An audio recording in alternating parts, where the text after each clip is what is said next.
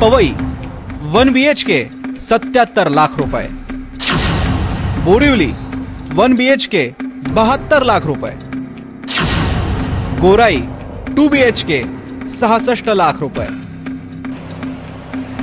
सामान्यांसाठी स्वस्त घरं देणाऱ्या म्हाडाच्या घराच्या किमती ऐकून तुम्हाला शॉक लागल्याशिवाय राहणार नाही।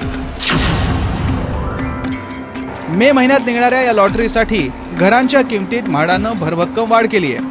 त्यामुळे आता म्हाडाचं घरही सामान्यांच्या आवाक्यात राहण्याची शक्यता नाहीये। अर्थात अजूनही म्हाडानं अधिकृतपणे किमती घोषित केलेल्या नाहीत।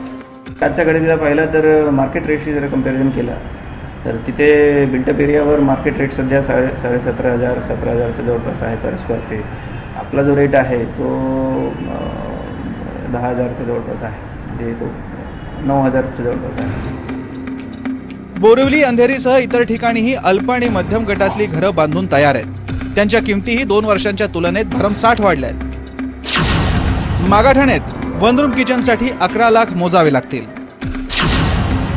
दहिसरमध्ये 1 BHK साठी 40 लाख, चारकोपमध्ये 1 रूम किचनसाठी 15,52,000, तर पवईत 49 लाखापासून 77 लाख रुपये। इतक्या भल्या मोठ्या आकड्यांची जुळवाजुळव करताना लोकांच्या नाकी नऊ येणार आहे। कारण मध्यम गटासाठी उत्पन्नाची मर्यादा 40,000 आहे आणि घराची किंमत 40 लाखांहून अधिक आहे। अशा स्थितीत बँक कर्ज देणार तरी कशी? फ्युचरमध्ये जेवढे आमच्या जागेवर जर आम्ही बांधलं, ज्या जागेची किंमत फार कमी आहे किंवा निग्लिजिबल आहे, त्या ठिकाणी तर परवडणारे घरं नक्की आम्हाला मिळणार आहे।